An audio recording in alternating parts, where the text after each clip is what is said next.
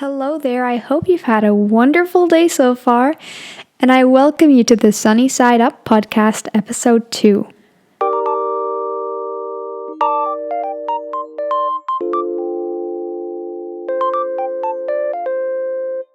This episode is called The Power of Being Alone, and let me specify alone for you. So with alone, yes, I mean single, as in without boyfriend, girlfriend, husband, wife, without a partner, and without that special person in your life. Oftentimes these days, we associate single with loneliness, with sadness, and no excitement whatsoever. And sometimes it gets a little bit toxic because we start to blame ourselves for other people not liking us. Don't get me wrong here, there are people that absolutely love being single. They live for the freedom and the just freedom of flirting, not necessarily the freedom of flirting. Maybe they simply enjoy their own company. That is what we're going to work towards today a little bit. So with you, I'm going to share a personal anecdote, a little story that started about 4 years ago, maybe. So, back in the days, when I was really young, life was awesome, obviously. I was enthusiastic, I had friends, and, no homework at all. That makes life 10 times better, and I was free, and I had a family, and it was a beautiful, like in a book, it was like the childhood of a child in a book. It was perfect, right? And then I experienced impactful, tough situations, and I got really sad in result of that. I completely shut down. And I became lonely. I decided to be lonely. I wanted to be lonely. I can't really tell you why because I'm not sure. Maybe I just liked to think about it, think it through, try to make sense of it all because I remember doing that. It was so hard for me to realize that all this was happening. And so I would stare at the wall for a long time being like, okay, let's piece this together. You know what I'm saying? But I also it wasn't like I didn't have friends. Oftentimes people would come up to me in break times in school and be like, hey, do you want to play with us? And I'd be like, no, I want to be alone. So I'd sit on the bench and be alone. So I was kind of trapped in this mindset also, right? Because, we all cope differently with tough situations. Some cope better, some cope worse. Especially as a child, it's kind of difficult. You rely on all the things that you've learned so far, and you rely on the people around you. But if you don't want to, socialize with them, then that makes it even harder. To be honest, we all have these phases. Sometimes they're more extreme, sometimes they're quite mild, but we all have phases where it seems so difficult, right? And the bad thing about these phases, and it's kind of ironic, is that they feel permanent. They feel like they're never going to go away, that we're stuck with them and we're going to live until the end of our lives with this problem, and they feel permanent. The reason I say ironic is because in these awful, awful moments of our life, those are the moments we think we're going to be stuck with. When we're ever so happy, do we really think, okay, this is going to be forever? Sometimes we do because we're so over-enthusiastic. But sometimes I catch myself thinking in really great moments, it's going to go down again at some point, right? So as you can see, there's a variety of emotions tied to this, and even I get super confused about it sometimes. It's as if there were all these people in my head, one of them pessimistic, the other optimistic, one of them full of hope, and the other one keeps telling me not to do stuff because it's dangerous. And these make up the voices in my head, and they argue so much, it's like, yes, no, maybe. And I'm sure you can relate to this more or less. I mean, we all have these voices in our heads, I suppose, and sometimes they're a great addition. They encourage us. They are full of love and they give the best advice. And sometimes they're just super shitty to have. Like when you're laying in bed at 2 a.m. and you can't sleep, and one of the voices are like, hey, you remember this super embarrassing thing you said 2 years ago? Yeah. So I'm going to guess it was about 2 years where I really intensely focused on myself. And in those 2 years roundabout, I had some incredible wow moments where I was like, wow, now it makes sense. Or wow, like I never knew this about this or about myself. I mean, I learned a lot. It was really educational about like so many regions of my life. And I'm thankful for those years, to be honest. I'm going to share a few things that I learned, and some of these are going to sound pretty cliche and you've heard them a million times, but listen to them again because, especially if you hear them so often, there's gonna be some truth behind them, right? So the first thing I learned is the importance of self-love, and tell me that's not cliche. But to be honest, how many times do you say, oh, I hate myself as a joke, or just as oh, I stubbed my toe, I hate myself, or I forgot my homework, oh, I hate myself. You know, how often do you say that? Try to recall it. How often does this happen? Because for me, it's like it happens quite much. There's this thing that my mom always tells me. You should never, ever hate a person. Whether that's yourself or whether that's someone else, never hate a person because this reflects your behavior and this reflects what type of person you are. And I couldn't agree more with this. I mean, hating anything really isn't the nicest, right? I mean, even if you hate an object or a conversation or a situation, but hating a person, I mean, that's really, really intense. And I think that is something that you should try to avoid at all costs. It's okay to not like someone, but you should never hate them.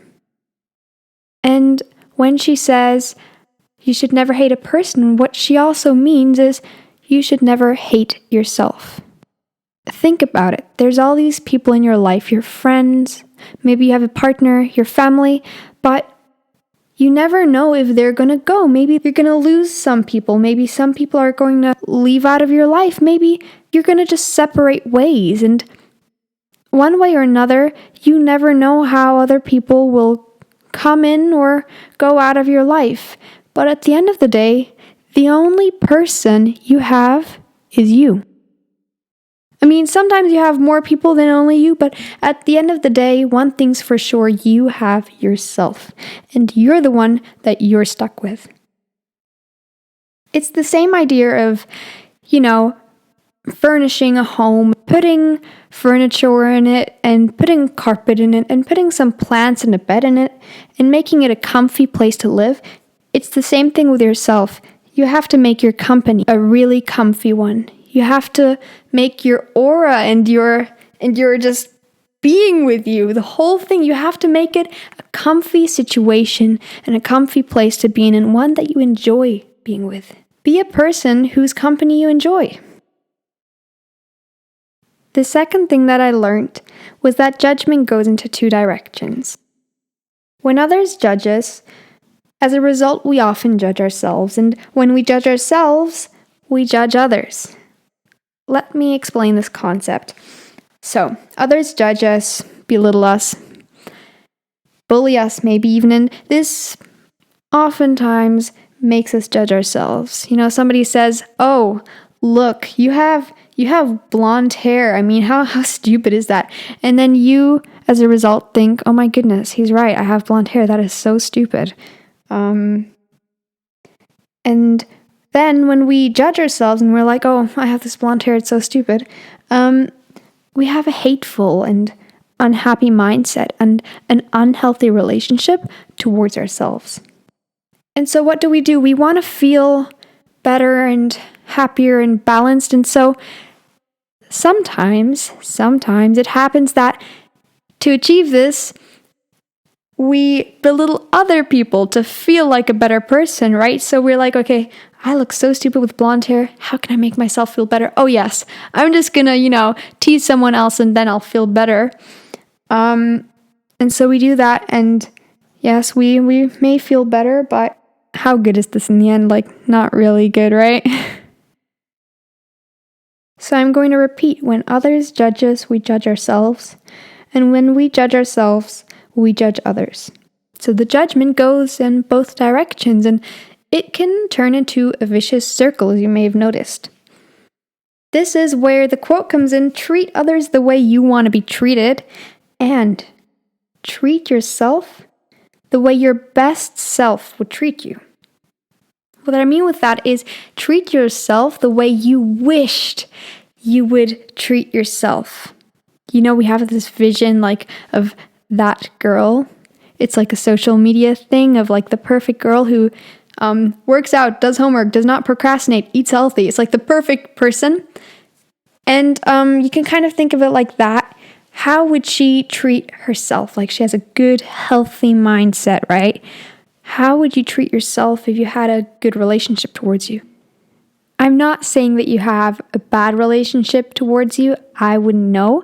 But we all have phases where we don't have the best relationship towards us, and especially in those moments, treat yourself good, okay?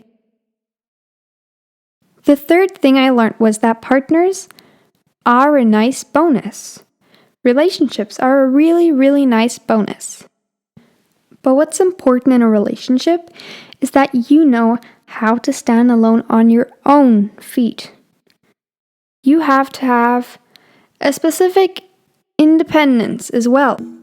And this is why, for me, having relationships at a young age doesn't seem that good, because if you didn't have the chance to develop and build this independence, it's a little bit controversial to share yourself with someone else.